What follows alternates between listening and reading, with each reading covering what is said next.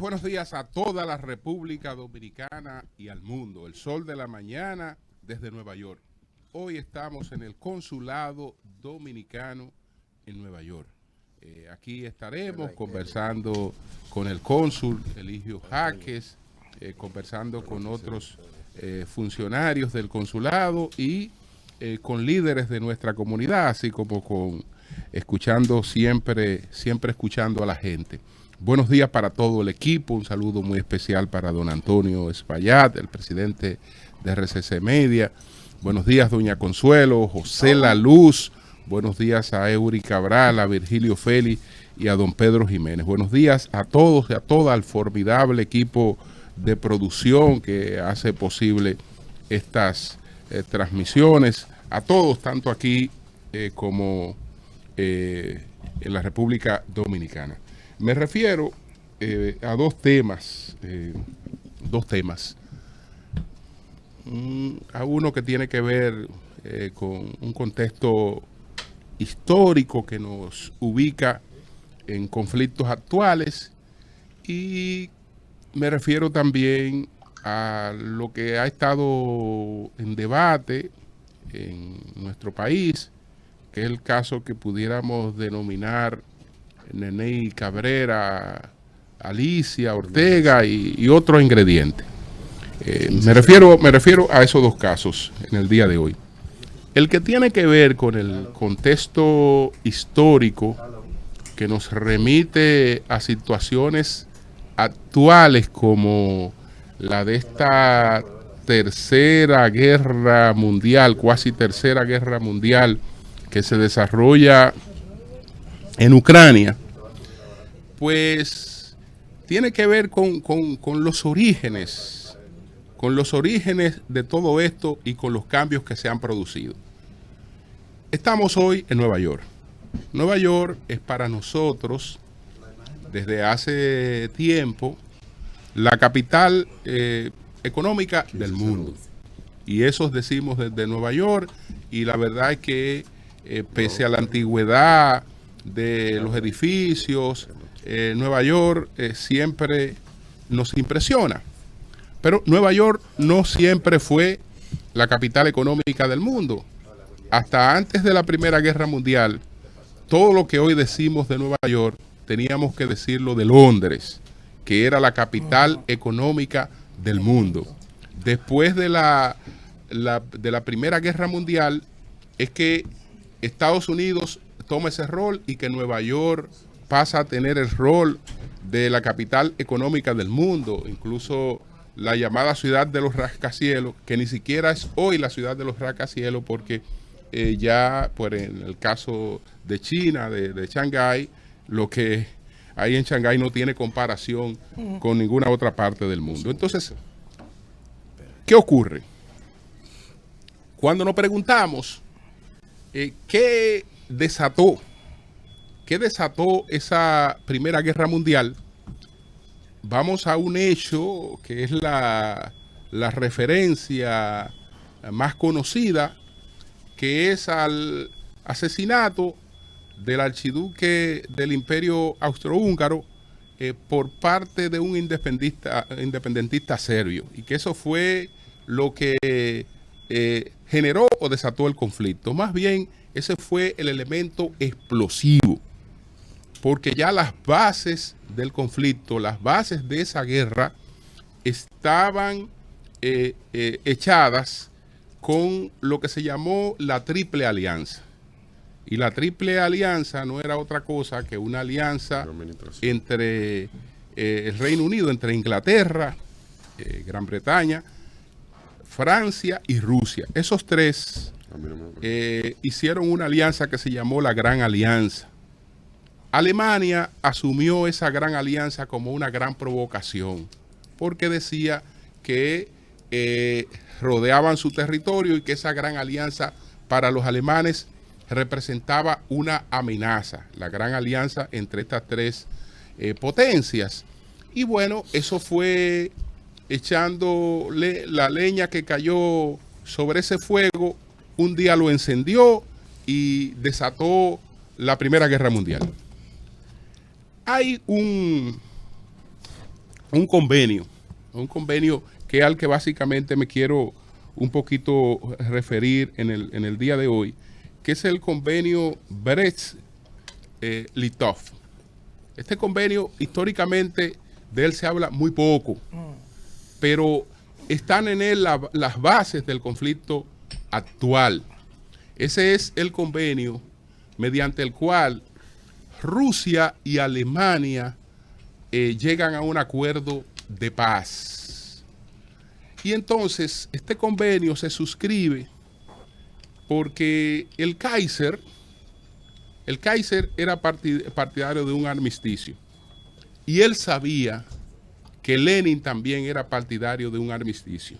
Lenin no estaba en el poder.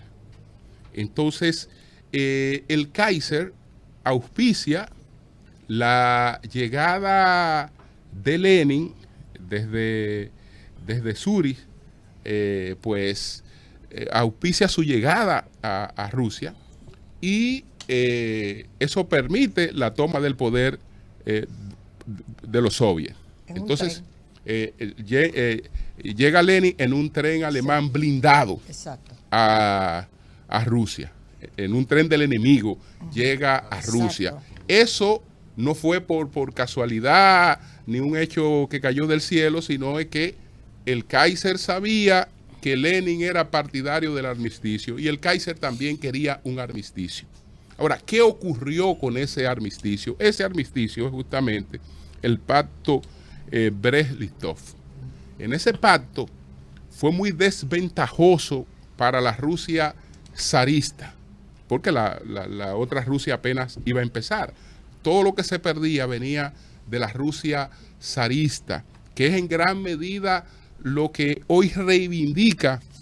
Ahí está basada, están basadas las reivindicaciones históricas de Putin. Lo que hoy reivindica Putin, que se refiere más a esa Rusia zarista. Entonces, en este pacto Brest-Litov, ahí se van los países bálticos. Es decir, Rusia renuncia a la hegemonía de los países bálticos. Estos son básicamente Estonia, Letonia y Lituania. Rusia se desprende de la hegemonía de esos países. En ese pacto, Brest-Litov, en ese pacto, Rusia reconoce la independencia de Ucrania, pero no solo de Ucrania, sino también de Bielorrusia, de Finlandia y de Polonia. Y entonces otros territorios asiáticos rusos de la Rusia zarista pasan a dominio de Turquía. Entonces, ese fue el resultado de esa negociación. Desde luego, después continuó el tema de la guerra mundial. Alemania resulta perdedora, a pesar de haber negociado ese armisticio con Rusia y haberse quitado ese frente de encima. Resulta perdedora, resulta humillada en el llamado Tratado de Versalles, y ahí quedan sentadas las bases de la Segunda Guerra Mundial. Entonces, después de los resultados de la Segunda Guerra Mundial, con la participación que tiene Rusia en el derrocamiento de Hitler, que invadió Rusia, después de haber pactado, incluso después de haber un pacto entre él y Stalin, pero invadió Rusia. Los resultados de esa Segunda Guerra Mundial llevan a Rusia a recuperar todos estos territorios que había perdido la Rusia zarista en el pacto que había firmado con Alemania. Y entonces tenemos todas estas situaciones que se van a extender hasta el fin de la llamada Guerra Fría. Que con el fin de la llamada Guerra Fría, entonces estos territorios vuelven a la situación en lo que habían estado con el pacto Brest-Litov. Entonces, nos vamos a encontrar, todo esto porque nos vamos a encontrar con una serie de cosas que uno dice, pero venga acá, pero todo esto lo hemos vivido. Nosotros estamos repitiendo cosas que la hemos vivido. Estamos en las consecuencias todavía de una pandemia, de la pandemia que generó el COVID-19.